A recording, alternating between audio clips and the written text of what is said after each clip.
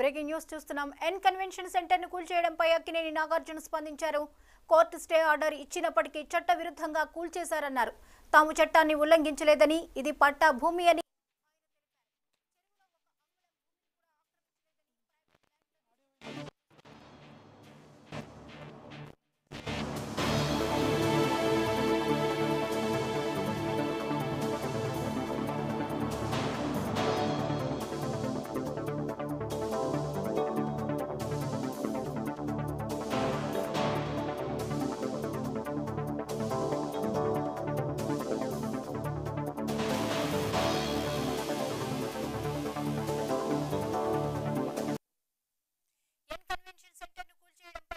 నాగార్జున స్పందించారు. Court stay order ఇచ్చినప్పటికీ చట్ట విరుద్ధంగా కూల్చేశారన్నారు.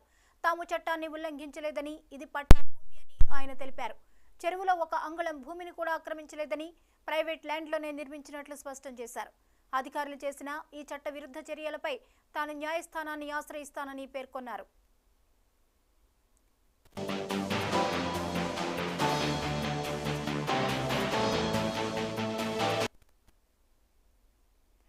మొత్తానికి కన్వెన్షన్ సెంటర్ ను కూల్చివేయడంపై అక్కినేని నాగార్జున స్పందించారు. ఇక ఈ అంశంపై మరిన్ని అప్డేట్స్ ని అందించడానికి ఇన్పుట్ ఎడిటర్ నవీన్ లైవ్ లో అందిస్తారు. నవీన్, చెప్పండి, అక్కినేని నాగార్జున కన్వెన్షన్ కూల్చివేతపై స్టేట్మెంట్ ఇవ్వడం జరిగింది. ఇది చట్ట విరుద్ధంగా ఈ కూల్చివేతలు జరిగాయి అని చెప్పేసి ఆయన అంటున్నారు. వివరాలేంటి? కొద్దిసేపటి క్రితమే నాగార్జున కూడా ఎక్స్ ద్వారా ఒక ట్వీట్ కూడా చేయడం జరిగింది. ముఖ్యంగా కన్వెన్షన్ కూల్చివేతలకు సంబంధించినటువంటి అంశాలపై ఏదైతే ఈరోజు ఉదయం నుంచి హైడ్రా కూడా దూకుడు కూడా వ్యవహరిస్తున్నటువంటి నేపథ్యంలో కన్వెన్షన్పై కూడా పూర్తి స్థాయిలో కూల్చివేసినటువంటి సిచ్యువేషన్ నెలకొంది. దాదాపు 2 గంటల నుంచి కూడా ఈ యొక్క కూల్చివేతలు కొనసాగినటువంటి నేపథ్యంలో మొత్తం కన్వెన్షన్ని నేలమట్టం కూడా చేసినటువంటి పరిస్థితి నెలకొంది. కానీ ఈ అంశాలపై నాగార్జున కూడా ట్విట్టర్ వేదికగా కూడా ఒక ట్వీట్ కూడా చేయడం జరిగింది. తను ఆవేదనతో ఈ యొక్క ట్వీట్ కూడా పెడుతున్నాను, ఇది కావాలని చెప్పేసి ఈ కన్వెన్షన్ని కూల్చివేశారని చెప్పేసి కూడా నాగార్జున ఈ విధంగా ట్విట్టర్ వేదిక కూడా ట్వీట్ కూడా చేసినటువంటి విషయాలు కనిపిస్తున్నాయి. ఒక్కోసారి ఎటువంటి అంశాలు నాగార్జున ప్రస్తావించారనేది చూద్దాము.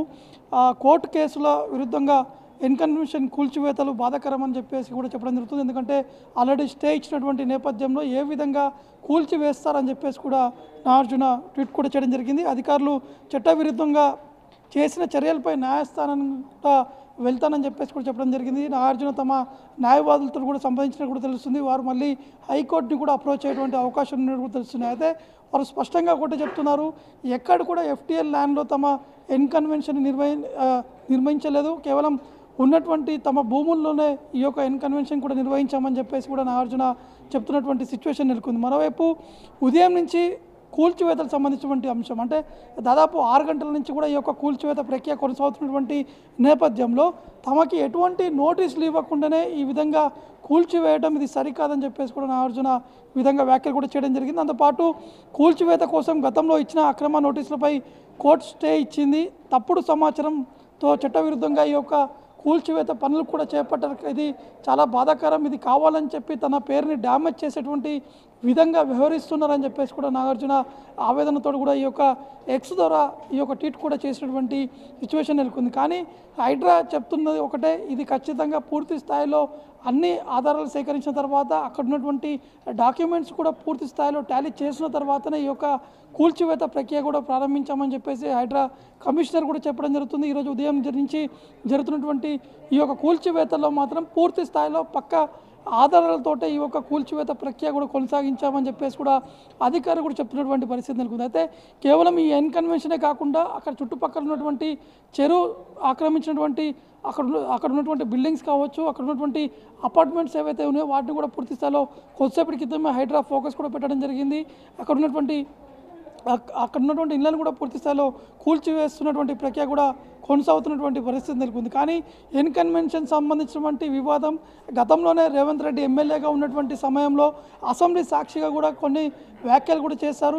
కన్వెన్షన్ అనేది చట్టవిరుద్ధంగా నిర్మించారు అని చెప్పేసి రేవంత్ రెడ్డి కొన్ని కామెంట్స్ కూడా చేయడం జరిగింది. అయితే రేవంత్ రెడ్డి టీడీపీలో ఎమ్మెల్యేగా ఉన్నటువంటి సమయంలో అసెంబ్లీ వేదికగా ఈ యొక్క కామెంట్స్ కూడా చేసినటువంటి సిచ్యువేషన్ నెలకొంది. కానీ మళ్ళీ ఇప్పుడు అధికారంలోకి వచ్చిన తర్వాత ఈ కూల్చివేయడం అనేది జరుగుతున్నటువంటి నేపథ్యంలో ఇది కావాలని చెప్పి చట్టవిరుద్ధంగా కావాలని చెప్పి కక్షాపూరితంగానే ఈ యొక్క కూల్చివేతలు కూడా ప్రక్రియ కొనసాగించారని చెప్పేసి నాగార్జున యొక్క ఆవేదన కూడా వ్యక్తం చేయడం జరిగింది. చూడాల్సి ఉంటుంది మళ్ళీ కోర్టును అప్రోచ్ అవుతే కోర్టు ఏ విధంగా వీరికి తీర్పిస్తుంది, ఏ విధంగా ఉంటుందనేది కూడా చూడాల్సి ఉంటుంది.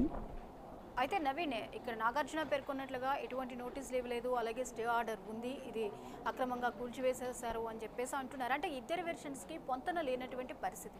అసలు వీటిని మనం ఎలా కంపేర్ చేయాల్సి ఉంటుంది? అలాగే ఆయన లీగల్గా అప్రోచ్ అయితే ఎలాంటి ఊరట లభించే ఛాన్సెస్ ఉన్నాయి?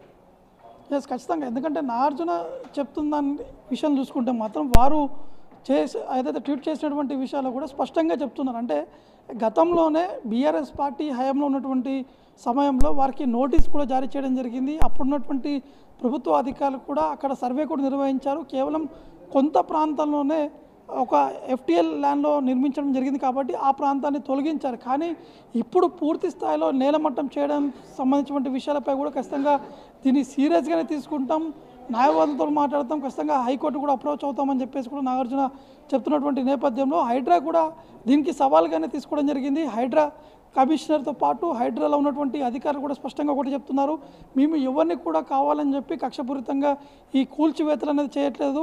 పూర్తి స్థాయిలో హైడ్రా ఏర్పాటు చేసింది కేవలం అక్రమ నిర్మాణాలతో పాటు ఎఫ్టీఎల్ ఫుల్ ట్యాంక్ లెవెల్లో ఉన్నటువంటి ఆ ప్రాంతాల్లో నిర్మించినటువంటి నివాసాలు కావచ్చు, అపార్ట్మెంట్ కావచ్చు, ఫామ్ హౌస్లు కావచ్చు, ఎవరి అయినా సరే మేము పూర్తి స్థాయిలో కూడా కూల్చివేస్తామని చెప్పేసి కూడా హైడ్రా కమిషనర్ రంగనాథ్ కూడా స్వయంగా మీడియాతో మాట్లాడుతున్నటువంటి సందర్భంలో ఈ అంశాన్ని కూడా ప్రస్తావించడం జరిగింది. కానీ ఈ ఎన్కన్వెన్షన్ సంబంధించిన విషయాలపైన ఈరోజు ఉదయం నుంచి కూడా రాజకీయంగా చర్చ కూడా జరుగుతుంది. ఒకవైపు కావాలని చెప్పి ఇది కూల్చివేశారని చెప్పేసి ఒకవైపు చెప్తున్నారు, మరోవైపు లేదు ఖచ్చిత పక్క ఆధారాలతోటి వచ్చినటువంటి సమాచారం నేపథ్యంలో కొన్ని ఫిర్యాదు కూడా రావడం జరిగింది. సమీపంగా ఉన్నటువంటి స్థానికులు కూడా ఎన్కన్వెన్షన్పై గతంలోనే ఫిర్యాదు చేశారు. కానీ దాన్ని పూర్తి స్థాయిలో డేటా సేకరించడానికి కొంత సమయం పట్టింది కాబట్టి ఇంత ఆలస్యం జరిగిందని చెప్పేసి హైడ్రా కమిషనర్ కూడా చెప్పడం జరిగింది. కాబట్టి ఇవన్నీ కూడా సమాచారం సేకరించాం, వారికి సంబంధించిన డాక్యుమెంట్లు సేకరించిన తర్వాతనే ఈరోజు ఈ యొక్క కూల్చివేత ప్రక్రియ కూడా ప్రారంభించామని చెప్పేసి అధికారులు కూడా చెప్పడం జరుగుతుంది.